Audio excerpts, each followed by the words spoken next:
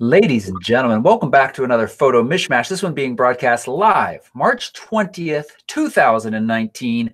Happy vernal equinox, or as the show title alludes to, happy supermoon. We're going to talk about a couple of different things in this show. One, supermoons. It feels like there's a million of them. Doesn't matter for photography. We're also going to look at an Instagram picture that's been so poorly edited and yet received a bazillion likes. And for the first time, I mean, I do call myself a professional photographer. In a second, I'm going to introduce my good friend and co-host, who's definitely a professional photographer, Steve Scourge. But I call myself a professional photographer, but I've never done this one thing until now, and I'll share that. Along with your Lightroom pictures edited by Steve and I, your questions answered, and so much more. Thanks for joining us, chat room. Steve, thank you for joining us. I guess I did introduce you. Thanks for hanging out with us today. Yeah, of course. That was impressive, man. That was no teleprompter too, wasn't it? No teleprompter. No, Well, I never use a teleprompter. Oh, right. Yeah, yeah. YouTubers' little secrets. No, it's great to be here. Vernal equinox. So we've talked before about cool names on this show. That's kind of a cool name, huh? Like if you have a kid, name him Vernal Equinox. But short called Vern. Vernie. It's not bad. It's not bad. Yeah. Anyway, yeah, happy vernal equinox to everybody. Why don't you describe for the viewers what vernal equinox is? Now, I say viewers, but really what I mean is me. Because I know of the equinox as the 21st, right? And no, today it's today. Today is the first day of spring. It varies. Usually it's the 20th or 21st. Sometimes it's the 22nd. It is that day of the year which we are positioned in accordance to the sun. Our tilt means that the northern and southern hemisphere get exactly the same amount of sunlight. Okay, I knew about that, but for some reason I always thought that it fell on the same day rather than the Thanksgiving thing. So now I'm clear. Yeah. And it's kind of cool that you asked that question, because I do want to dive into a tiny bit more science talking about, I mean, do you feel like there's a million supermoons? It was like this thing, there's a supermoon, got to go photograph it. And now it feels like every month we're talking about a supermoon. So I want to talk a little bit about what that actually means, how much it matters for photography. As I teased, we do a segment of the show called Photos from Space. And I've got two different friends that have produced two really cool pictures that actually have nothing to do with the supermoon, but they do have to do with the moon and space. So we'll be talking about those. And I just think it's cool to be able to share pictures from friends in that segment of the show called Photos from Space. Yeah, it kind of seemed to catch on with the total eclipse that happened, I want to say a year and a half ago. I can't remember when that was, but it seems like since then, all you hear about are the blood moons and the super moons and everything else. And some people just really freak out about that stuff. I guess I understand that. I'm just at the camp, like, that's totally cool. And if I know about it, I'd like to go out and shoot and stuff. But I mean, there are fanatics out there. I'm just not one of them, but it seems like I'm hearing a lot more and more about it. But I kind of attribute it to the fact that I'm really doing photography all the time for my life these days too. So, the circles of people that I hang around with, the stuff I see on Facebook, what we talk about on the show, it's all about what's cool out there that you can go photograph. And supermoon is obviously something cool. Yeah.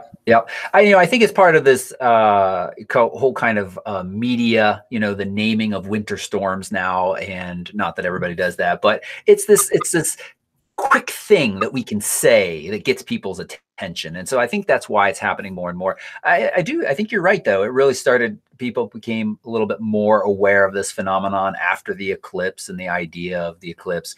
Although if I go back to my first supermoon post, I think I posted about that at photorec.tv back in, I feel like 2016. And the eclipse was what, 2018, June 2018, 2017? God, I can't remember. It's all so fast, Steve. It's a blur. Life is a big Gaussian blur. I know it was, I just know that there's been a lot of pictures on my Instagram feed since the picture of me wearing the sunglasses looking up at the sky. So, and as much as I post on Instagram, it had to have been well over a year ago. So I think that's an interesting way to measure time. The number of pictures I've posted on Instagram. Yeah. I like it. I just, I did a quick mention. Hello to the chat room. Just thank you all for joining us live. If you're watching this live, thank you. We appreciate here. If you're a Photo Enthusiast Network member, we appreciate you even more. If you're watching live and you're not a Photo Enthusiast Network member and you want your pictures kind of in our Lightroom, seeing the tips and tricks that we share for making them better, well, you can become a member. You get that benefit plus so much more. And we, David teased this in the group, or actually just announced it. It wasn't a tease, but I'll tease it to you all. We're going to be announcing a new Desert Southwest workshop trip for next year, very, very soon. If you join the Photo Enthusiast Network, you get $150 off any workshop. It's going to offer an extra $50. So that's $200 off this workshop. It'll be announced to those folks first. And I'm not saying this with any hyperbole. It will sell out to this group of people. So if you want even a chance to go on what is a fantastic workshop, you see my recent newsletter, Kaz put together an awesome video that kind of showcases what we do. My favorite part of that is the clips of us teaching inside the slot canyon. Actually, I don't think I'm on camera at all. One of the downsides of sometimes being behind, or mostly being behind the camera for the video side of things. But there's a great clip of you in there, Steve, of Allie teaching in the slot canyon. Folks, do you know what this is like? It is amazing, and it is awesome that we have this private access to this private slot canyon. It's peaceful, it's quiet, it's just in there, just us in there for hours at a time. That's just such a huge contrast. Anybody in chat, have you ever done Antelope Canyon? It has some gorgeous stuff in it, but you are herded through like cattle. Yeah, it's definitely the highlight of the trip. I think probably for both of us, we did that tour 3 times last year, and I truly could not get enough of Slot Canyon. I thought that was just such an amazing experience, and to be in there with just us and be able to set up tripods and do sand falls and all that other stuff, it's a really, really cool experience. And just to clarify for those who aren't PEN members, if you go to sign up, in order to get that $150 credit, you may not see it right away, but when you click buy, you'll see like a monthly cost page, and then you click through that you want to sign up, and a splash page will actually come up with a special offer that gets you a discounted annual rate, and that is where you get the large discount, the $150 credit for a McKay trip.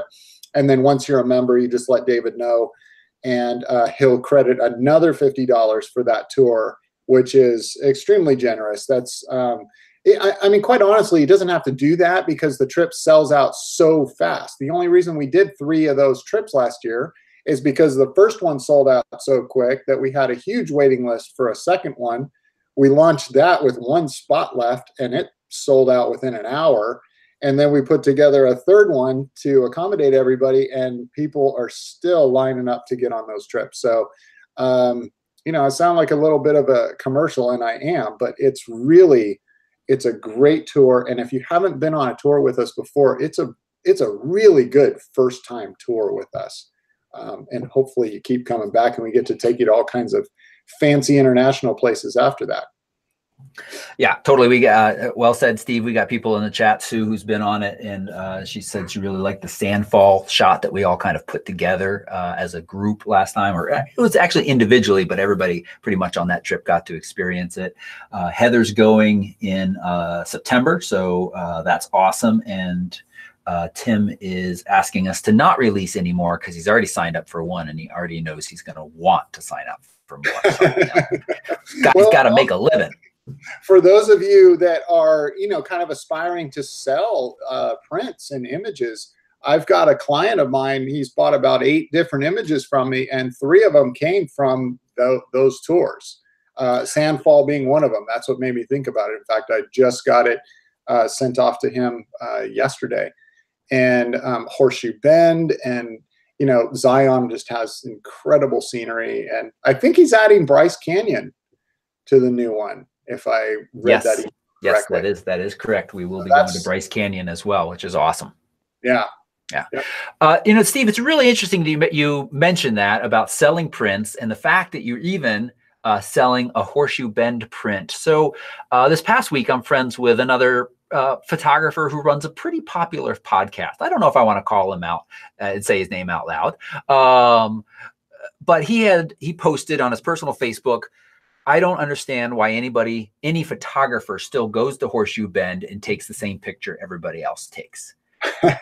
And then here you're selling to a client a picture from Horseshoe Bend. Yeah, well, so there's a little bit of a story to it, and I'll be brief, but the client bought my image, Bended Rays. If you go to my website, that's on there, and it shows really nice online, and I've shared it online, and he bought a really large version of it. So I was sizing it up. I was doing, anytime a client buys pictures from me, I go back and I basically rework the image to the size that I'm going to sell the client, but I also just, kind of go through with a fine-tooth comb and finalize it. There's no sense in spending hours and hours and hours doing that if all I want to do is share it and market my work. But for a client that's going to put it on their wall, I invest that time. So I was going back and I was doing that, and I was getting a little disappointed with the softness of the image. We were shooting directly into the sunlight, but we had the sun was setting right below, and I had this amazing rays shooting off of it, and I called it Bended Rays because it's Horseshoe Bend. And anyway, the image showed up, and I just wasn't happy with it. It was really soft. And so I called the client up, and I said, hey, look, I know this is kind of a special time and a special scene. I've got another image that I shot on a future trip, but the sun wasn't there, but it's really, really crisp. I shot it with the Hasselblad. And I said, I'm planning on working it up and putting it on my website regardless, but it's a pretty general photograph. So if it's not your thing, I get it. I showed it to him. I haven't posted it yet. And he immediately wrote back. He's like, I love this. Place the order. That's awesome. Yeah. So it kind of surprised me because mentally I did downplay it. I thought so many people have seen Horseshoe Bend. So many people have seen pictures of it. And there was nothing real spectacular about this particular image in terms of where the sun was and stuff. But, it was processed well, if I do say so myself. And he was all over it. So, people just don't get tired of shooting that scene or looking at it or buying it. It's a totally impactful scene.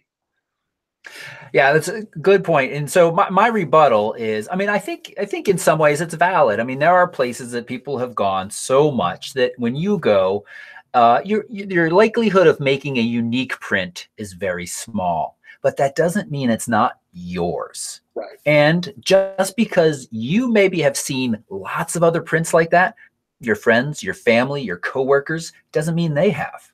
And I had that same thinking last night when I was shooting the moon. I was like, hey, this is pretty cool. I could shoot the full, almost full moon from my doorstep. And then I happened to capture a plane going right in front of it. Just kind of lucked out. And, I hesitated. Tony Northrup has this unbelievable picture of a full moon. He's shooting towards the east, rising behind this lighthouse. And I'm thinking that picture is so much better than this one. But a lot of people that know me haven't seen that one. And this is my picture. It's my full moon. And it's kind of cool where I shot it and what I was doing when I shot it. So it does mean a little something to me. So I think there's a lot to be said for that. And don't ever feel like just because a place has been photographed a lot that you shouldn't. Yeah, I totally agree. And don't underestimate the good photograph gets a client interested in what you're doing or gets your phone to ring. But after that, they're buying you. This particular guy, he saw a photograph that my wife had showed him at a meeting. He works for the company that she's with, and they don't know each other well, but he saw it and he just started looking at my work, and then he bought one picture and he started looking at more stuff. And once he started buying me, he liked the experience, and now he's a fan and a great client. We've become good friends. So don't underestimate, the power that you have in selling yourself, because the picture gets the phone to ring. After that, it's all on you. Yeah. Speaking of the supermoon, though, I wanted to go back to that for just a second, because I'm looking at the picture that Roy put in the Mishmash notes here. Yep. You caught of the JetBlue plane going across, doing the E thing. I so want to go in with Photoshop and make that plane a Star Destroyer. Do it. You got all that spare time, right? Yeah. Just the Star Wars nerd in me coming out again, man. I'm like, oh, if that was a Star Destroyer. Yeah, I wanted it to be an Alaska flight because local airline, you know, Alaska Airlines. And then when I zoomed in, I realized it was JetBlue. I was like, you know, and then people have been like, you should sell that to them for advertising. I just tweeted at them. If they want to contact me, they can. They liked it on Twitter, but I expect that's all. It's, you know, it's a neat shot, but I wish that I had a zoom focal length that, or I had composed it such that the plane was fully inside the moon, maybe, or something like that. I don't know. Yeah, yeah. I don't know if you could, because the size of the jet is just huge. It's awesome. But hey, you know what? Give me half an hour with Photoshop. I'll send you a bill, and we'll make that an Alaska jet. Sounds no, that's all right. Thanks. I like the Star Destroyer. Just do that for free for me, okay? Okay. Real quick, a couple of things, the tips and tricks and stuff that has gone out on this channel over the last week, and also gone out through the Photo Enthusiast Network. B&H had a great deal on SanDisk cards. These are kind of their mid-tier cards. You could get a 64 gigabyte card for $15.99. And the sale isn't quite as good, but it's just $1 higher or $2 higher. I think it's $17.99. So if you go to, I don't know where to go actually to see the deal now. Go to my email, go to my most recent newsletter. That's where it is, but we'll probably put it in the show notes in a minute. The show notes, by the way, are at photorec.tv/MMH. So take advantage of that deal if you haven't already. These are cards that are fast and reliable, fast enough for shooting 4K in most cameras, unless you got one like the GH5 that shoots at a really high bit rate. Then you need faster cards. And we're going to talk about really fast cards and the confusingness of them that are on the horizon soon too, so I'll tease that. But I announced that deal in a YouTube video along with kind of my backup strategy. So if you're interested in knowing how I manage a laptop on the road and coming home to a desktop machine and keeping everything backed up, well, I've got a new system this year, and I'm trying it out. So far, I'm very happy with it, and I describe it in detail in that video and give you links to everything you need to know for more information. We also had a Tuesday tip go out this week. I have no idea what it was. Steve, do you know what the Tuesday tip was? It was, oh God. I saw somebody write, I saw somebody reply to it, and they were really, really happy. Something about the joy of photography, I think. You look it up. Why I tell people that. Response. I'm sorry. Here it goes. Street Smarts by David did that one. Street photography. Okay, so all about street photography. I haven't read it clearly, but I'm sure it's packed full of great information. Tuesday tips are what Photo Enthusiast Network members get each Tuesday in their inbox, and they are written by myself, Steve, David, and Ali. And what I love about them is just the kind of the diversity of the tips, from something very specific in Lightroom sometimes when I'm writing to something much more kind of holistic, like Steve, you covered kind of how to stay healthy as a photographer. Yeah. I actually ended up with a lot more legs from that tip than I thought I was going to get. I mean, it was just something that I was kind of passionate about, am passionate about. And I got a lot of really great private messages from people talking about that, some various comments on the Facebook post and stuff. But yeah, and I'm getting ready to do a video review or a video tutorial this week. And I think what I'm going to do is actually walk people through how to order a print on the Bayphoto Rose system, because I think people would like to see how to do that. So stay tuned for that. That'll be coming out by the end of the weekend coming up. And yeah, the Tuesday tips they're great. They're a lot of fun.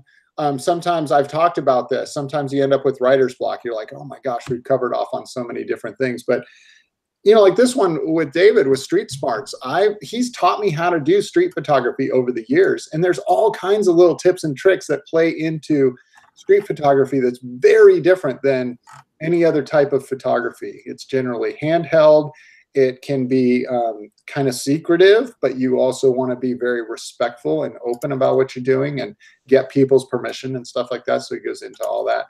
But, you know, I would definitely take a look at it, because when you get a good street photograph, it can be a really, really powerful thing. In fact, Brian Scanlon's photo of the year last year was Jefe, street photograph from Cuba. Yeah. And it can just tell such an incredible story. So I highly encourage people to kind of step out of their comfort zone, read that tip, and put some of those things into practice.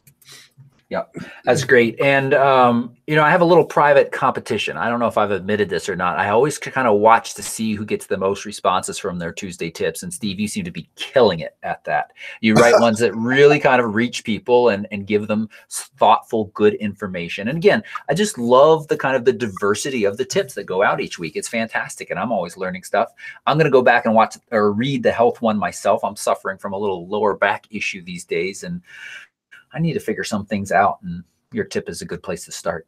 I can punch you in the stomach, take your mind off your back for a little while. So helpful. So helpful. You're like the chat room where Ruby's in there being mean to people, and now you're saying you're going to punch me in the stomach.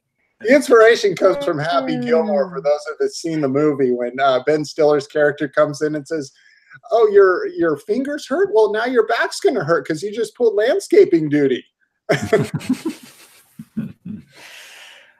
All right, so we've been chit-chatting about all kinds of great stuff, but let's get into one of our favorite parts of the show. It's where we take your images that you've submitted to us and work on them a little bit in Lightroom. We've got a couple of different images this week. My new goal is always not to accidentally end the show after I stop screen sharing, but let's get into the weekly Mishmash group and take a look at our images. So I'm going to share my screen. Bear with me. All right. First up, Pam Case has sent us what is a beautiful sunset silhouette. Yeah. Wait. I'm seeing Nikon D70-100 up there in the top left. Yeah. Is that the type of camera? Yep. Yeah. Well, Pam, where's that Z series? Where's that Z6? That's a good question. This was from last September, so I think that was prior to her picking up the Z6. Oh, we got to get out there shooting with that Z more. No, I'm kind of kidding. The colors and the this is a very soothing image. I love how soft the colors are, and they're very pleasing. I love that kind of orangey gold tone that she's picked there. Is this a DNG? Do we see her edits? This is a JPEG, and no edits available to us. This is her finished product, I'm believing. All right. Yeah. A couple things. You know, we try not to critique too much in this portion of the show because we have so many other opportunities for doing that as part of Photo Enthusiast Network members. But when we got an image in here and we start to work on it, it's always nice to kind of point out a few things that I think if you happen to be back in a similar location, a similar time to kind of watch for.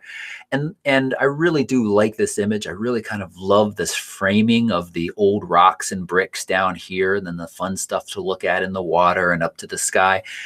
But look at this railing that just mimics the horizon. Or maybe it is even just the horizon and it's not a railing. I don't know. Oh, yeah.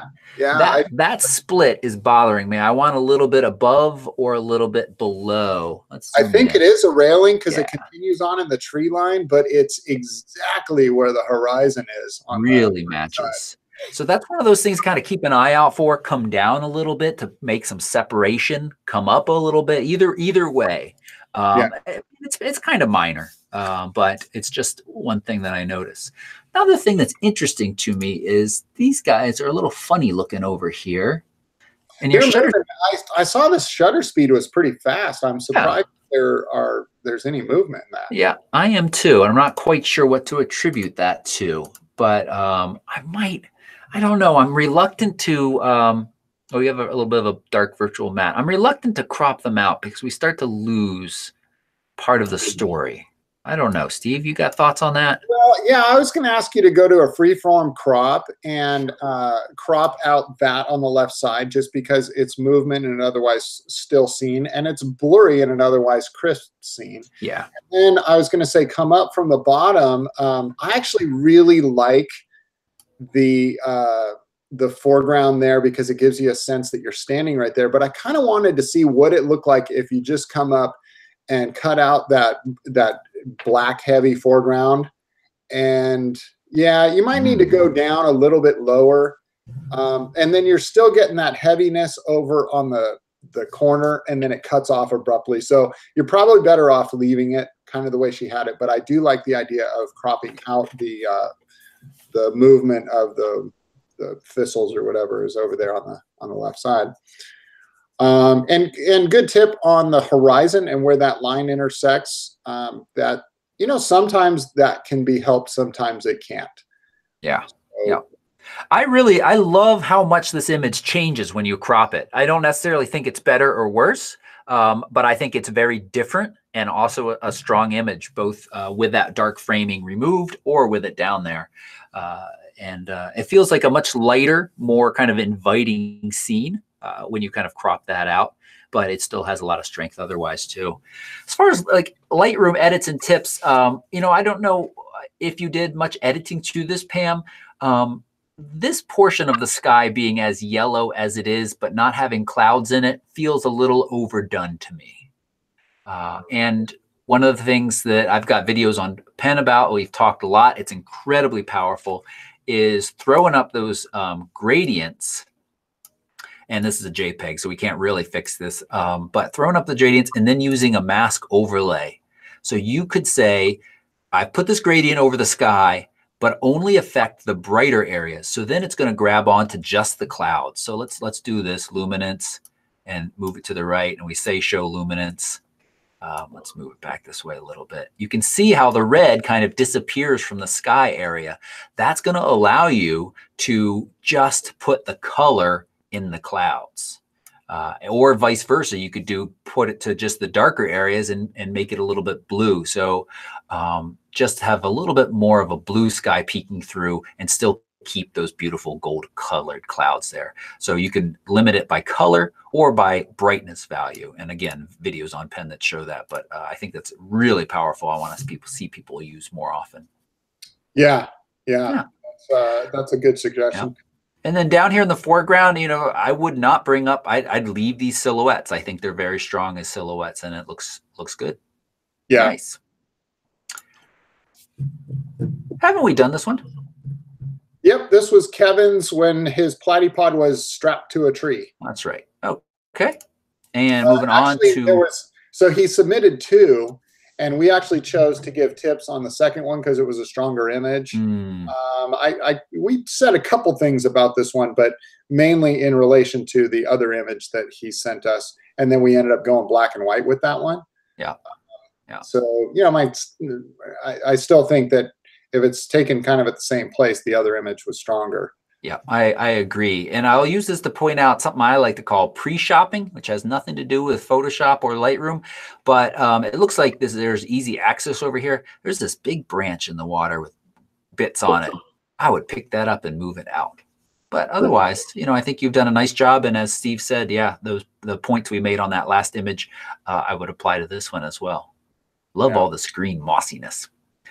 Let's move on to Brian's. And you know what I should do is pull up. He's got questions about this. First off, let's just spend a few moments looking at this. This is the Firefall. Brian went and photographed this when it happened most recently, which was just about last month, I think.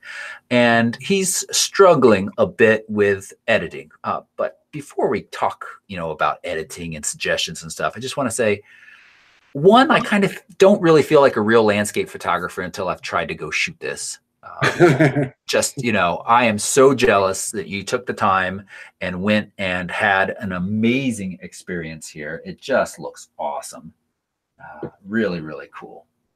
So I'm sorry, I'm pulling up on my other computer what Brian wanted us to talk a little bit about with this image. All right.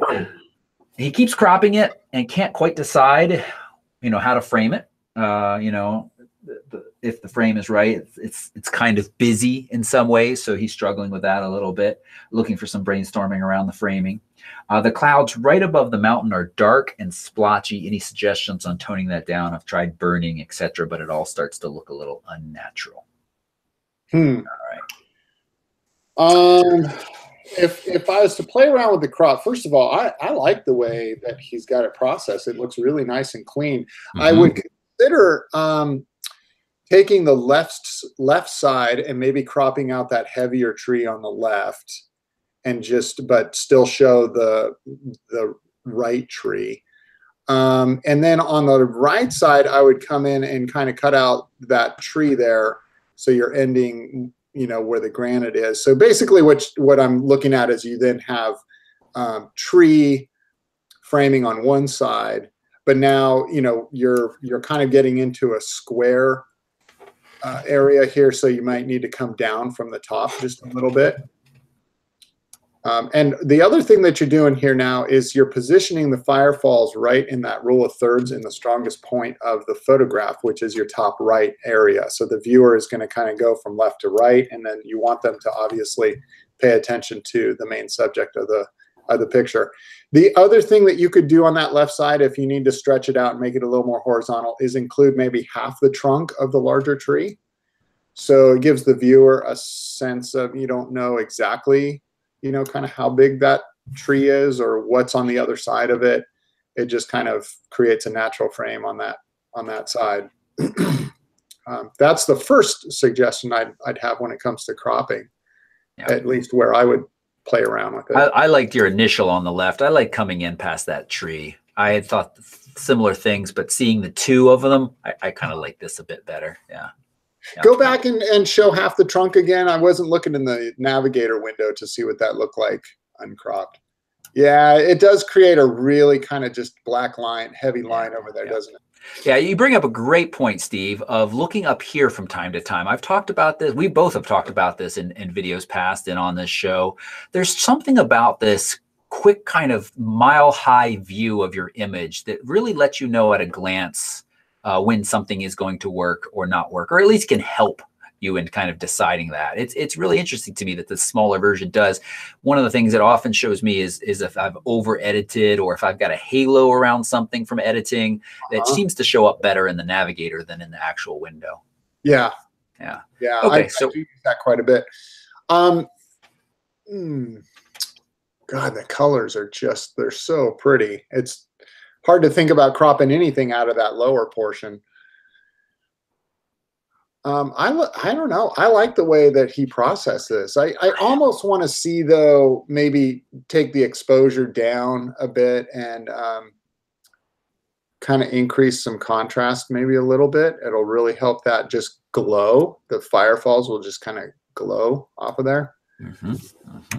So I've hit the J key just to make sure that, if we go too far, the blue starts to show up in areas. So I'm going to back it off a little bit from that, but I think that's a good edit. It really does start to make that stand out. We can hit the / key to see before and after, and it does really start to glow a bit. Yeah. Brian specifically mentioned these clouds up here. I don't know. They don't seem to bother me. Yeah, I don't see too much blotchiness. I may go in and tone down some blues. I'd also consider toning down some yellows on the left side because it competes with the firefall so much. You want to retain that yellowy orange color that you have on the falls, but you don't want it to be identical over on the left side, even though it's gorgeous. I would just tone it down a little bit so that the real attention is on the falls. Yeah. But then the blue in the sky, I may consider toning down the blues just slightly. It'll help kind of soften up some of what he's talking about with some blotchiness that can happen with the darker clouds. Yeah.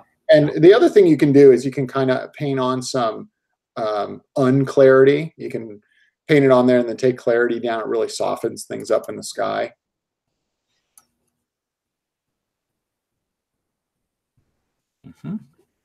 So just brushing on a little anti-clarity.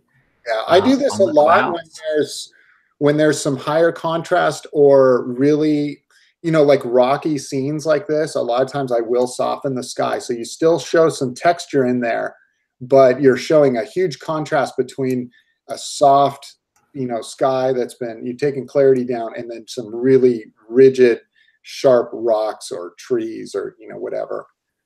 Yep. Yep. Yeah, let's see, drop the saturation just a tiny bit more in those clouds over there. And then I also accidentally have, yeah. I think those are some solid edits. Brian said that he had some slightly better shots from before, but he left the stabilizer on and the zoom lens. Cautionary tale. Well, sorry that happened to you, Brian, but I bet you won't do that again. Yeah, bummer. I remember him sharing kind of some behind the scenes, I think, of doing this. When was this? Was like a month or two ago. That's right. Yeah. Instantly, anytime I see these firefall shots, I'm just so jealous.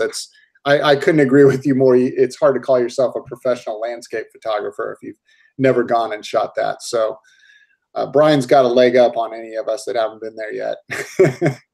Yeah, I see a good bit of interest in the chat room for heading to the firefalls. You know, I think it's now a lottery system as far as parking goes, and pretty spectacular. But yeah, I don't know. It could be fun. Could be fun to try to do that as a trip. But honestly, I would like to just do it myself. Oh, just, you know, not having to worry about anybody else. I've been taking my aspirations of a big, massive, luxurious Airstream down to this little base camp X that they have, and just towing that behind my Jeep and having enough room to sleep and cook up a quick meal and use a little bathroom, and then just go all over the country and shoot this stuff. Nice. Yeah. Chris and I's anniversary weekend is coming up next month, about a month from now. And I finagled a deal with a local little VW bus Vanagon company and said, hey, can we take one for the weekend? And they're like, yeah, sure. Post some stories, post some pictures about it. I know as soon as we get out there, we're camping in this vehicle, I'm going to be like, I need a little camper. So it's going to be double-edged sword. One, they gave me a great deal on it. Two, it'll end up costing you in the long run. Yeah, I know. It's just not in the budget anytime in the near future. But man, that's why I will always remain pissed off at you for DJI giving you a Hasselblad X1D to test with you. That's true. That did cost you guys a lot of money. All right, let's move on to more of the show. Again, if you're watching this and you're not a Photo Enthusiast Network member, you'd like to see us working on your pictures in the future, just become a member and you submit them. It's quite easy. And thanks to those who submitted them. I know it's difficult at times putting your work out there in front of people, but we usually have good and helpful things to say, I think. So thanks for doing that. All right, we're going to move into some news section. And again, you can find all of these links I'm mentioning. And I did put, actually, I don't know if this is the one everybody has access to or not. I put the SD card sale in there, but again, you can find that in my newsletter, photorec.tv/MMH. First up, I just want to mention this firmware update for the A6000. Hey, Sony, that's nice of you to support a camera that is so old. It mostly improves AF stability. So I even like that more in that, well, it's not that exciting, but it also isn't just a bug fix, which I rag on Canon from time to time, but God, all their firmware ever does, with a very rare exceptions, is a couple bug fixes now and then. Like Hasselblad, when you bought that X1D, it had some issues, and it also was, I shouldn't say lack features, but it didn't have some features that other cameras did. And through firmware, they've done a nice job with that. I've been, I have so much confidence in their firmware rollouts now. It's kind of, my whole paradigm around that has changed since shooting the Canon. And the reason being is, you know, for instance, we were out in Iceland and I was using my 2-second timer. We were shooting the aurora and stars and stuff. And there's a beeping noise that you can turn off, but then there's this flashing little light that goes along with the beep. And that doesn't turn off, and it's really annoying when you're out there with a bunch of people and it's pitch dark and you got this flashing little light. I always feel like I'm irritating somebody. And you know, it's like a month later, they did a firmware update, and you can now toggle that thing off. It's the tiniest little thing, but it's so useful. And there's been, since I've had the camera, which is June of last year, there's been 3 firmware updates, and all of them have been just awesome. Like, they do in-camera bracketing. There's just been a lot of simplification of the menu systems and stuff like that. So yeah, I'm pretty stoked about that. Canon's firmware updates, yeah, when they do come around, yeah, thanks a lot. Yeah. And there was somebody who asked me the other day, I had posted about a firmware update for some camera, and they're like, how do I find the firmware updates for my 80D or 70D? And I was like, there's never been one. Ever. Yeah, ever. We were on a tour once where someone's 70D went totally wonky and kept thinking that a firmware update was needed. I've never seen this. I don't know what happened to the camera exactly. And you know, after doing all of the tricks I know, we called Canon tech support and we're like, what if we just give it the existing firmware and see if that makes it happy? And they're like, we don't have that available to send out. It's like, this is the firmware that goes in the camera. Is there nowhere we can get it and let's like reload it? And they're like, no. Weird. Yeah. So speaking of Canon though, forging ahead with new products, they have or will be announcing soon little Instamax style cameras. So let me bring up this page. This is from canonrumors.com, talking about I haven't looked into it though. I was curious about that. Yeah, it says it's leaked. I think they have been officially announced, maybe, or maybe not. No, this was updated on March 20th. They're going to be announced soon. So it's an 8-megapixel camera. It's got a fixed 25mm focal length. That's a decent walk around, and an f2.2 aperture, and it charges over USB. It saves them to a little micro SD card, and of course, it also can print them. So this is, hey, I think this will be pretty cool. You've got an option here we can see on the back of saying you want a 2x2 print or a 2x3 print. I think that would depend on the size paper you've put in there. And just so you know, this is the zinc technology. That means zero ink. It looks like a Polaroid in the way it acts and develops, but it isn't really. But everything you need is in the paper itself. Paper, I should put quotes. So yeah. I think this is neat that you're going to have the opportunity to decide whether or not you print it. That is an advantage over some of these other models. But otherwise, it's a pretty bare bones, no frill kind of system. You take a picture and it saves it. And if you want to print it, you print it. Otherwise, you don't. That's all. You ever given any of those to the kids, Steve? Is that like a present you've given anybody? Well, I bought Makayo, he's my oldest grandson. I bought him an Instax. I forget the model now. We used to sell a ton of them when I worked at Sammy's Camera, but it's the one that you see at Urban Outfitters and stuff. It's kind of your basic $50 Instax camera. I think it was $50, but and then I constantly buy him paper. Like I'll be at Costco or something and I'll buy packs of paper for him. And he had some fun with that for a while. He was really we were doing photography together. It's probably getting to the point now where I need to upgrade him to something a little bit better. And then I've got the Polaroid. I forgot the name of it, but I got it when we went off to Africa, to Tanzania on our first trip together. So it was that August of 16 or something, yeah. August of 16 or 17, 16.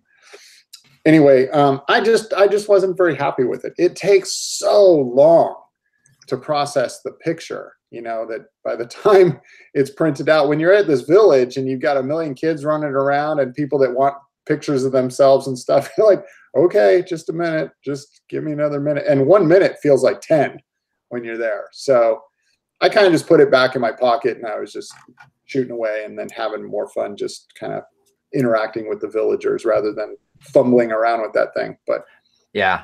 And I know your picture that you gave that lady from one of your favorite photographs ever in Vietnam. Yeah. And then Pam, who is a client that went with us to Tanzania, had some great behind the scenes pictures of me handing off prints from, I've got the little Polaroid. It's the same thing. It's not a camera. It's only a printer.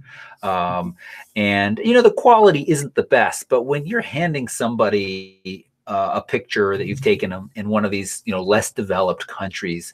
I think it's a really nice thing to be able to do. And it's turned out to be really neat and opened up a lot of smiles. Suddenly you're not just this dude sticking cameras in people's faces, but you're actually somebody giving, you know, back. As small as the little print is, for some of these people, it might be the only print they've ever received.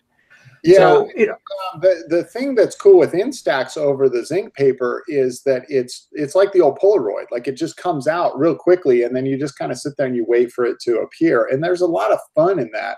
The problem is you don't get a digital copy, or I guess if you use one of those printers, you do, but the camera itself, you don't. So I think that technology, I'd love to see it just really advance, but still harken back to the Polaroid days. I miss the old Polaroid, the size of the Polaroid. And you can do it now, but it's a fortune, man. It's like $20 for a 10 images or something. And yeah, it is. I think it's pretty amazing that you carry around a medium format camera that is smaller in most ways than these Polaroids of the old. Yeah, that's part of the reason I bought it. It blows me away. I wonder if a little Swedish fairy dies every time if we took your Hasselblad pictures, sent them to my phone, and then spit out the little 2x2 or 2x3 prints. Take this beautiful sensor and then give people this crappy little print. Yeah, I probably just don't even want to find out. We have to do it sometime. We have to. That would be the great. It's kind of like, I don't want to put anything Microsoft on my Apple computer. I know that I can run Windows on this computer, but why in the world would I muck up this beautiful machine with Windows? Maybe because you own Sony, and you need to do software updates. So, you know, I just gave them praise for doing that, but their software update system on Mac is just so freaking ridiculous. Really? That I go and use Chris's Windows computer. It's just, there's these permission errors that it just doesn't want to run, and it's just annoying and frustrating. So anyway, let's get back to good stuff. You know, you just mentioned that picture that I handed off to that woman in Vietnam. We'll get back to the news in a second, but I teased this at the beginning of the show. This is the very first time, and I'm going to share with you all, because everybody watching this, you're my friends, your family, you all give the show thumbs up. Nobody who watches it would ever give it a thumbs down. And you would always give me praise and feedback, because that's what I crave. But I have a portfolio online with most of the pictures I've shot over the last couple of years that I really care about. That's right. This is the first time I have seriously put together a portfolio of pictures that kind of span all of the landscape and the portraits I've done and all of the work I've done. So I'm going to share it now. I tell you all where you can go see it, and tell you it's still work in progress. I mean, I think everybody's is. And I'll just share that picture real quick too with you all. So that's the picture, but this is all built on Squarespace. I found it very, very easy. That's one of the reasons why I was like, you know, I was starting to put together a little ad. A video coming up is sponsored by Squarespace. This one is kind of sponsored by Squarespace too. If you want to save 10% off an easy to build website, you can go to squarespace.com/photorectoby. But if you want to see my portfolio, go to photorectoby.com. That's photorectoby.com. And as Steve and I were talking before the show began, I haven't run this by anybody else. And I want Steve and David to look at it. I know they're going to give me good feedback and be like, hey, that picture, you know, of you and the dog, get rid of it. That other picture, you know, where's that other picture I know you created? And simplify, simplify, simplify. Right now, I have it split into way too many galleries by locations. I'll be narrowing that down and kind of simplifying that. But take a look. Let me know what you think, either in the chat room or in the comments down below. I'd love to know your opinion, or send me an email if you care or have the time. But time and time again, I was like, I don't want to open my Lightroom library to go back to my favorite pictures from 2016. I want to go and say, show me all my favorite pictures I've taken in Iceland. And so that's my goal here. And I do need to put some more people pictures in this as well. But there it is. Nice. So it's the first time ever. And Steve, you have a beautiful website as well. Where do people go to see your work? Just stevescourage.com. And there's links to all my social media stuff right on the website. So I've kind of gotten to the point where I just direct people to stevescourage.com. They can find me from there. Facebook, Instagram. I think I took Twitter off because I just never use it. I think I've got a LinkedIn page, but there's also all my sponsors and stuff are on the contact page. And then the portfolio is just split up into 4 sections of real estate, landscape, wildlife, and events. I really like this page here where you've got it split up, these nice 4 simple categories. It's great. Really now, nice. I will tell you that I fully intended on moving all this over to Squarespace. I used Wix years ago. Actually, years ago, I had a WordPress site, and then I went and I built my own on Wix. And the problem I ran into is just all the time, you got to kind of calculate time and money and stuff. All the time that I was going to spend on building a new site, and I highly customize mine when I do them. It was just, I was better off just kind of updating what I had. And so I've just kind of stuck with that. I was planning on moving everything over. If you're starting from scratch, I say just go right to Squarespace and start your website. I just didn't do that because the 10% that I was going to save was so minor compared to the amount of time I was going to have to take to switch everything over. So I built this well before we started working together, and I've just done a total update for this year, and I'm pretty happy with the way it's turned out. It looks great. No worries. I think you said specifically too, you were having some slow upload of image issues. And as I was uploading yesterday, I noticed that Squarespace isn't the fastest. You dump a bunch of images on there and they do take a little while, but and sometimes it even froze, but they actually do all upload. I noticed that. So yeah, and when you're doing an image at a time, you're just doing some updates and stuff to your website. It's no big deal. When you're starting from scratch and you're uploading, 100 images or something, it's kind of a different thing. It just takes time, and I just kind of assessed the situation and said, nah, I'm just not worth it for me. But and it's cool because you can click on any of the photographs and it pulls it up, larger, so you see the detail. But then I've just put a little bit about the picture pops up in terms of maybe a location or a title or something like that. So yeah, I had a lot of fun with it. I encourage everybody that wants to show off their work, just go build your own website. These things have gotten so easy. But spend a little bit of time learning how to do it. It's not going to be time wasted at all. And then you take a lot of pride in what you put together, and be able to, and people talk themselves out of it all the time. They say, I'm not artistic. I don't know what to do. I know nothing about computers. They've made this stuff pretty simple, and maybe it'll take you, a few hours longer than it'll take somebody that really knows how to navigate around and figure this stuff out. But it's like learning Lightroom or Photoshop or whatever. Just you're not going to learn it just kind of watching somebody else. You got to dive in and just do it. And then it doesn't get published till you hit publish. So yeah. I do just want to point out that that's me right there. So I think I should earn like a penny for every click you got on your website. I know, but it looks great, and I really. Yes, incur what Steve said. Go build your own. I mean, your own domain costs so little these days. It's like 10 or 15 bucks for a year. And, impress your friends and family with a space that is yours for your spot. And yeah, Squarespace sponsors us, but work with whatever, website or place that works well for you. Brian Scanlon mentioned Zenfolio. I actually have a Zenfolio membership as well.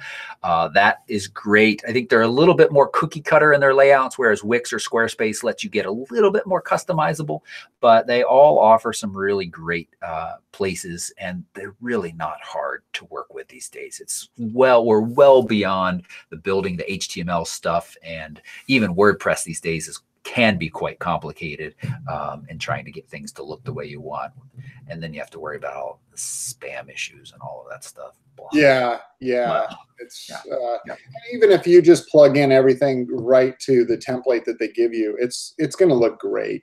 I'm just kind of a nut for customizing and making sure all the fonts have a certain look that I want. But most people just you know, as long as it's clean and you don't have broken links and stuff, they'll be impressed. Yeah. Speaking of broken links, Brian, yes, I know actually the photos link is broken. Isn't that, why did I just share this? Why didn't I wait till next week? Oh, we don't have a show next week. But I'm trying something, and I've actually reached out to their tech support to be like, hey, can I make this go to a certain, and I haven't heard back yet from them. So they offer 24/7 tech support. So just so you know, I need to fix that link. Thank you. If you're watching this and you click the photos, it's broken. But then you the little lights aren't twinkling, Clark. All right, let's move on and talk about real quick. CF Express memory cards are going to come in 3 different sizes. Now, I know Pam Case is with us. She's been a little confused about this. She made me a little confused about this, so I had to do some research to make sure I'm right. The new Nikon Z6 and Z7 are getting a firmware update very soon, or maybe they've even had it already, that will enable CF Express cards, but it doesn't mean if you already have, it's neat that there are going to be 3 sizes of CF Express cards. One of them are going to be identical in size to the XQD cards. So that's all it means. They're going to be expensive at first, but then we're going to have a slightly larger size and a slightly smaller size. You know what this article mentions that I didn't know? There are 3 sizes of SD cards. I only knew 2. Regular SD cards and a little micro that goes in like GoPros and drones. Apparently there's an SD card called a mini SD. How small is that? That's why I've never, you know, it kind of, I think I remember that working at Sammy's.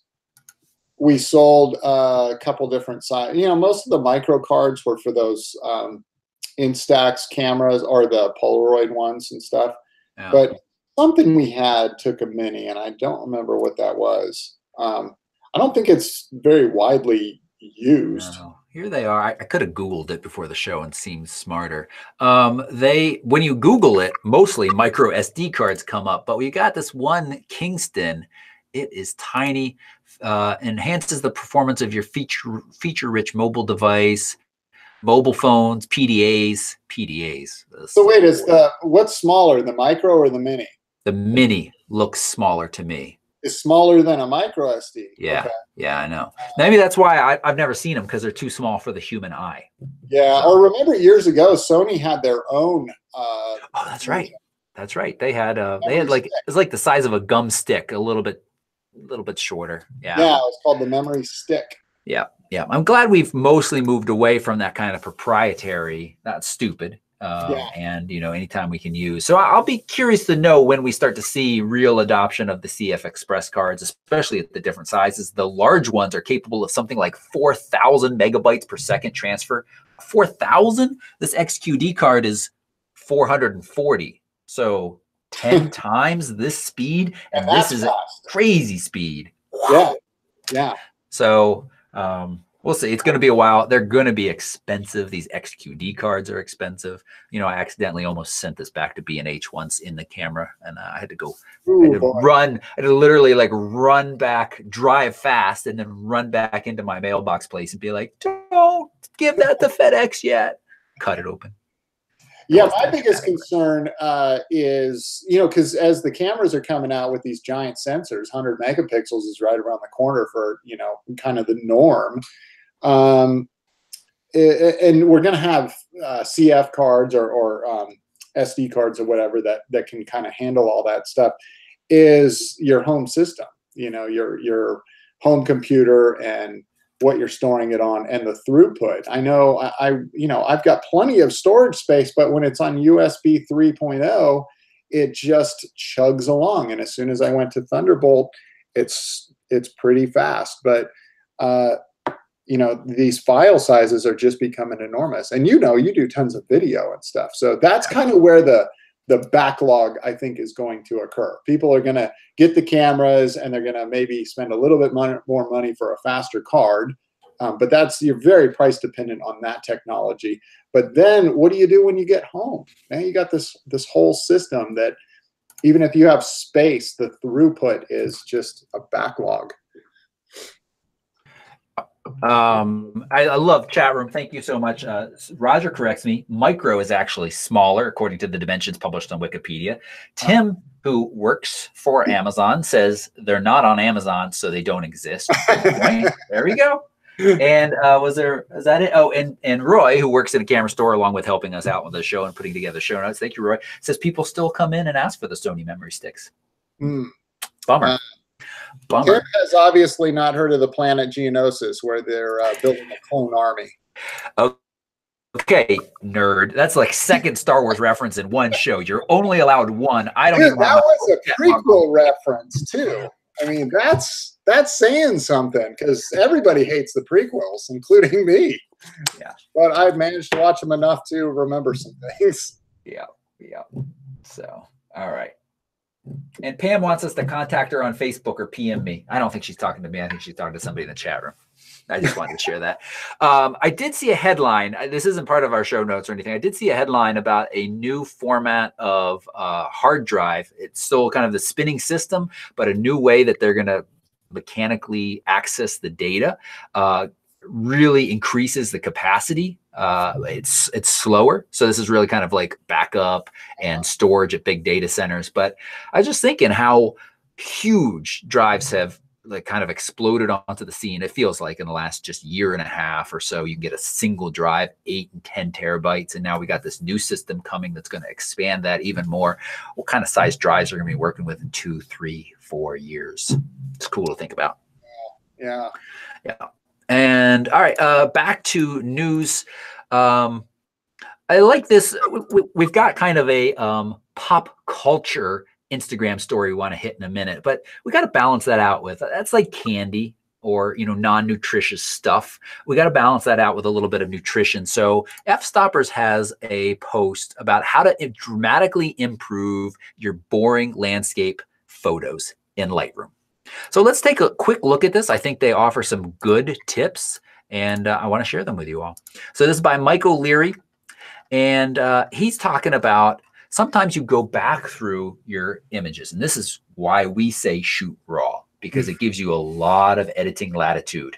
And a shot that you might look at now and be like, or a shot you took a couple of years ago and you're like, you may have Lightroom tips and tricks up your sleeve now from watching the show, watching pen tutorials, or one of those other people, that you've actually learned some real solid advice that allows you to take a picture that might be kind of boring and make it to be something a little bit more exciting. So here's the before of the example that this author works with. It's kind of this, dark foreground, not a whole lot going on. Maybe those are some wildflowers. Maybe those are patches of snow. I'm not exactly sure. But then in the background, we got some pretty nice mountains. And here's the important point. We got some good light on them. No, it's not stunning light. It's not firefall light. But, there is some lighter patches and some darker patches. And here is where he went with this image. Nice. Yeah. That looks good. And really? Also, Lightroom's dehaze tool is a relatively new thing. It's just been out for a couple of years, and they keep moving it up. I was just thinking that when you showed the original, I'm like, that didn't exist probably back when the photo was taken, and now you can get in there and really show some things off. Yeah. So how did he arrive at that? Well, obviously you saw the cropping, and we cropped both of those images that were submitted to us for this week. We regularly crop images. Ideally in the field, you shoot it as close to finished as you can. But then when you get it back in the studio, when you sit down at the computer, you might be able to tell a stronger story by moving it in from the left a little bit or up from the bottom as we did. So keep that in mind. And then went monochrome. And somebody in the comments mentioned this, Silver Effects, that Nick collection. They have some great kind of one-click, hey, what does this look like black and white? I use that less and less these days because I find that the new, what is it called in Lightroom? The profiles that sit up at the top now in the basic panel. The profile, and under the black and white section, I find that many of those are quite good as a starting point as well. So I've been using those. Dropping the exposure. Now it is important to preserve the highlights. That's important. If you look at this picture, there is detail in those brighter areas. They're not blown out. If that was a featureless blotch here and over here that was bright, it wouldn't really be a savable image. So the exposure has to be decent. Raising the shadows to make sure there's detail in there. Dodging and burning, which you have more control in Photoshop. I don't know if I necessarily agree with this, but this is something that David does a lot of. And I think really is, if you take the time to kind of carefully and selectively edit sections of your images, brighter, darker, you really can do that in a way to draw your viewer's eye to where you want. I find that not just dodging and burning, but certain painting techniques and even filters, graduated filters and stuff in Photoshop tend to be much more subtle. And when you make changes with the sliders, you have more room to go with that. Like I feel like Lightroom many times the slightest move of the slider will make a pretty dramatic impact, where Photoshop seems to come in and be a little bit more subtle. Yeah. And then working the sky, I often see people adding a ton of clarity or dehaze to their sky, which can make it pop, but it also adds crunchy texture, which I don't really like. They like adding negative clarity, which, Steve, we just did to Brian the Shot. Hello. I could have written this article. Yeah, I know. That's how I feel too. Thomas Heaton just did a video about the range mask tutorial. And I was like, I've already got my video out in pen, but I was like, man, maybe I should have done a public one a month ago. There's so many of those like petapixel and f-stopper articles that pop up. I'm like, we just did a tutorial on that on pen like a month ago. Yeah. So our members get it, but I like it when it can reach as widest audience as possible. Then they add a little slight vignette, and that's it. So I think there's some pretty simple but good tips right here. And this is an F-Stopper article called How to Dramatically Improve Your Boring Landscape Photos. Yeah. Are we ready to move on to the candy part? Yes. Okay. I like candy. So let's come back to me for a second and say, I don't think that there was really any doubt about this, but different people use Instagram for different reasons. I mean, Steve, you and I typically put up our very best images that we want to share with the world. I've actually relaxed that a little bit this year, and I share, all kinds of stuff, more likely, but typically it's my favorite pictures. It's pictures that I've carefully edited that I want to share. Would you say that's correct for you too as well, Steve? Yeah. Carefully edited photographs that market my business and Ollie. And Ollie. My puppy. Actually, no, I haven't been posting much on Instagram lately, but I need to do more of that. But not everybody treats Instagram that way. Would you feel that's correct too? Oh yeah. Especially apparently J-Lo. Take a look at this picture. I don't think we've ever gotten to talk about J-Lo before on the show. So here it is. It dovetails right into something that I will bring up on the show that I read about this morning. It popped up on the Google News feed. All right, so here we go. A-Rod and J-Lo got engaged. And these photos, according to this article, prove that Instagram is for voyeurs, not art enthusiasts. Now, okay, that's a little bit of a kind of a juicy headline. Instagram is for whoever wants to be on Instagram, and different people, as Steve and I just said, use it differently. I think most of the people that follow me, follow me to see my pictures and see what I'm up to. Most of the people that follow J-Lo or A-Rod follow them to see what they're up to, not to see gorgeous photos. So there's differences, but look at how poorly edited these pictures are. Look, can you guys see this? They have been brightened with a sloppy brush where they just were like all over them. You can see the haze just around each of them. Yeah. It's now maybe it's actually their aura, because these are two famous people. And J-Lo actually do glow when they walk down. Maybe they do. Maybe they do. No, it's just so funny. These two people combined have an immense amount of money. How did this happen? I wonder. I don't really care. I think it's funny. That's the only reason I'm talking about it. I'm not offended that these pictures got this many likes. If I had a proposal picture online, even if it was poorly edited, I would imagine that it would get a high number of likes because people would be liking it for the moment, and that's fine. But how did these two? What? Sorry, Steve. No, it's just it's so funny because I wasn't sure. You told me about this before the show started, but I didn't know this is where we were going with it. It just keeps reminding me of the story I read this morning, and you got to find it. It's one of the Kardashians.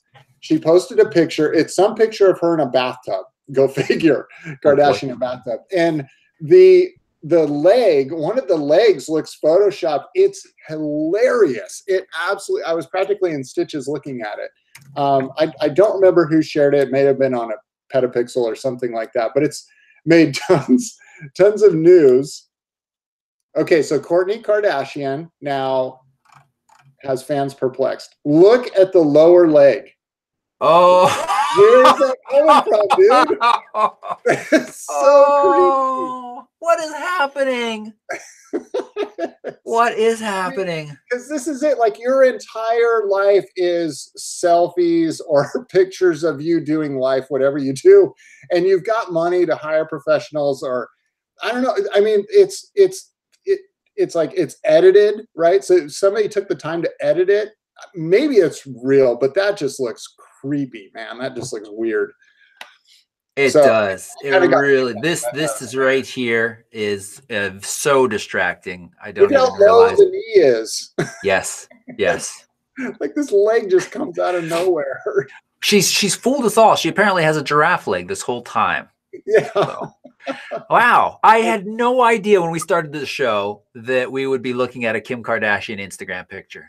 Well, yeah. Or Kourtney. I guess that's Kourtney. I'm a little concerned that Google News is like thinks that this is an article I want to see. But it was that says a lot. That says a lot about photography thing. Yeah. Roy says it's the baby leg. Pam says, whose leg is that? It's the she had one of her one of her helpers lay underneath her to prop her up out of the water the proper amount, obviously. So it's an extra's leg. Yeah. I don't think we really need to talk about this more. I came back to the J-Lo pick, other than they have so much money. They could have a full-time editor, that just like quickly here, hey, touch this picture up. We pay you $5,000, a month.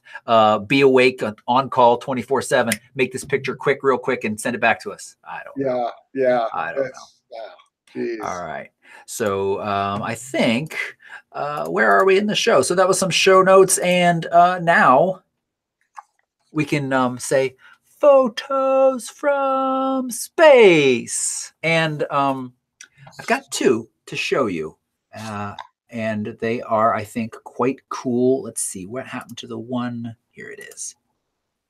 So I have that picture of the JetBlue jet that's going to make me millions of dollars. Now, if you don't watch the beginning, it's funny, going in front of the moon. And I thought that was pretty cool last night. I realized as the planes are coming into SeaTac, I could see that, and I was like, oh, and I missed one. I was like, oh, I can get it right in front of the moon. And so then I carefully waited and shot the next couple that went.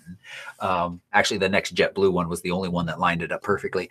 But this required a bit more precision, and I think is way cooler. This is my friend Ben Burrows. He works for LensPro to Go. I shot his wedding years ago. Really, really nice guy. And he photographed the International Space Station in transit across the moon. Look at that. Way cool. Super cool. You can see it's, I'm going to zoom in, and he just sent me an HD copy. That was all I asked him to send me.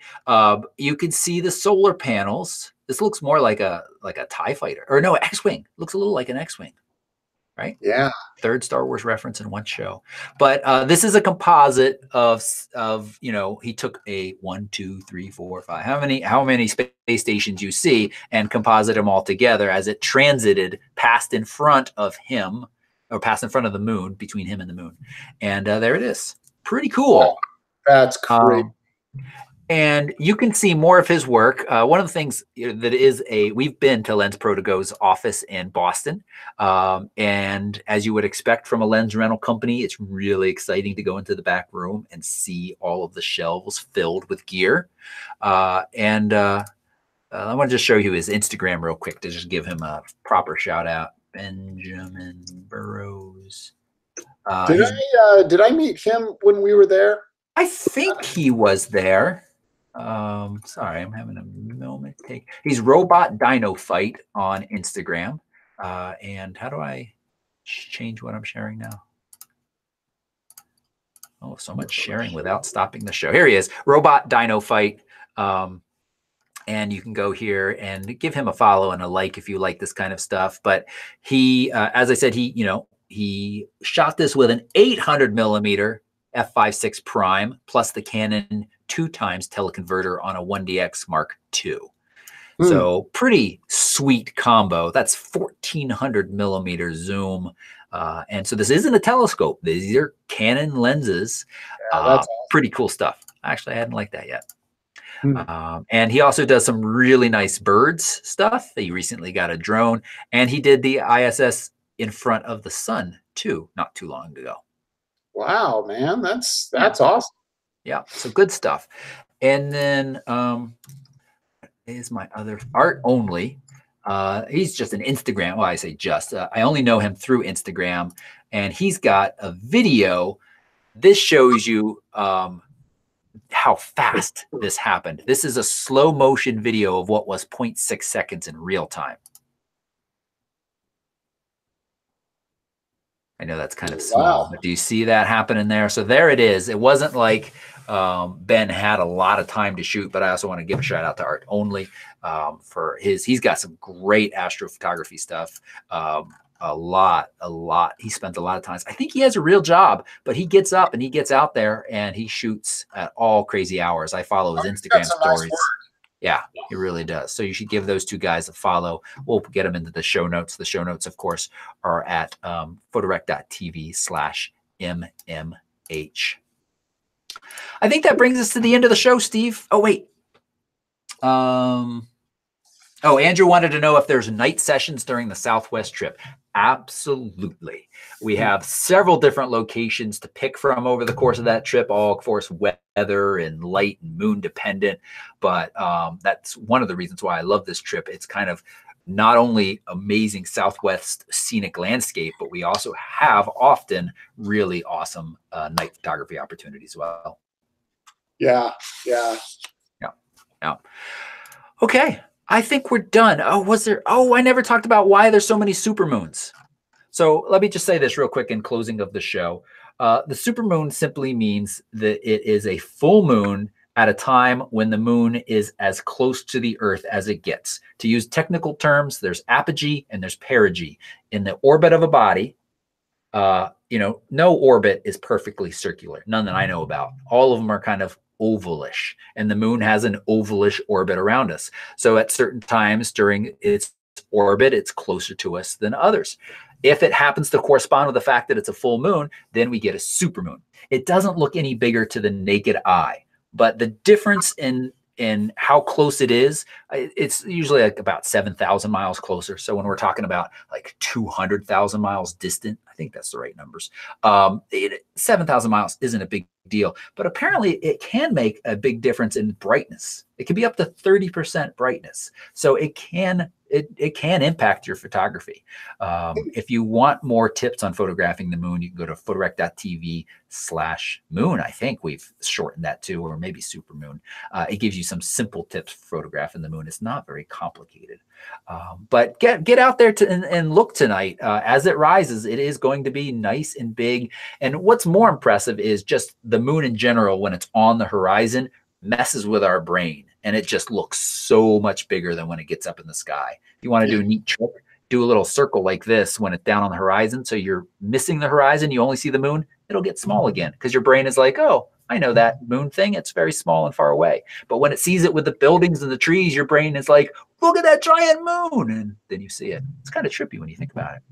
Yeah, that's just good advice for perspective in general. You know, that waterfall that you photographed me on that I use for my homepage, it's big and impressive and everything. But when you have a person standing there in a bright red jacket, all of a sudden you can see the perspective and just how massive it actually is. And it just has happened to be a fair number of supermoons. This one is being called the super worm moon. Say that 5 times fast, simply because Native Americans say that this is about the time of the year that worms start coming up out of the ground because it's spring. That's why. And I think this is the last. this is the last supermoon until next year. So there will be a break from them. But what I think happens is we just kind of forget about all these full moons that aren't super, and then we hear it again. We're like, didn't we just have one? It's like when you sit down and eat a burrito, you're like, didn't I just eat one last night? That's what Chris says. And I'm like, yes, and they're delicious. Yeah, in your case, that is always the case. Like, didn't I just have one of these at lunchtime? Yeah, and breakfast too, Kobe. There are eggs in your breakfast one. This has been the perfect show with the right amount of Star Wars references and what do we just talk? Oh, burrito reference. We tried to ruin it by looking at that Kardashian picture, but the burrito far outweighs the power of the Kardashian. So yeah, it's a good I'm going to start photoshopping pictures of burritos on my Instagram account if I get more followers now. Yeah. Okay. Catch up to J-Lo and A-Rod. Yeah. And then it doesn't matter if you terribly edit your pictures, apparently. They'll still get lots of likes. Yeah, I'll just, just dehaze and brighten wherever I want. Yeah. Take that, A-Rod and J-Lo. Or just put Ollie in them. That'll get you a lot of likes too. Well, yeah, and don't have to do anything to those pictures. Yeah. All right. Thank you so much, Steve, for hanging out with us. Appreciate it. And as we said, Steve's on Instagram. You can find links to that right down below. And of course, his portfolio, which we shared earlier. It's a fantastic body of work. Go give him a follow and a like if you haven't already done that. And of course, give the show a thumbs up. And if you want to build a website, photorec.tv/Squarespace, you can save 10% off your first purchase of a website, gallery, domain name. You can apply that towards any part of your purchase, which is a nice savings. And as we encouraged you, it's nice to have your own place to display work. Chat room, thanks for hanging out with us. We like you guys and gals. We like you all. And hope you have a wonderful Wednesday. We won't be back next week. I'll be on the road. And let me see. You're doing the Southwest, right? Doing the Southwest. You're gonna be down in the Southwest. Okay, yeah, cool. And then am I back the following Wednesday? We will let you know as soon as possible. I think I will be back. Okay. So 2 weeks from today. That'll be good. If anybody's in there or you're watching this and you're going on that trip, I'm sorry to miss you. I've actually gotten a couple of private messages from people who are like, hey, you're not on the email list or the group me or whatever. And it makes me sad. But it also makes me feel good that I will be kind of missed by a couple people at least.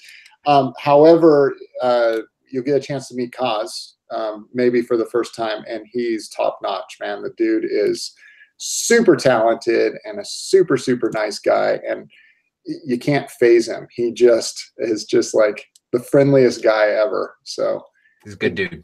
Have a great time. Yeah. All right, everybody. Thanks so much. And Steve, I am sad to miss you next week. Yeah. We'll talk again soon, though. New Zealand's coming. Yeah. Bye-bye, everybody. See ya.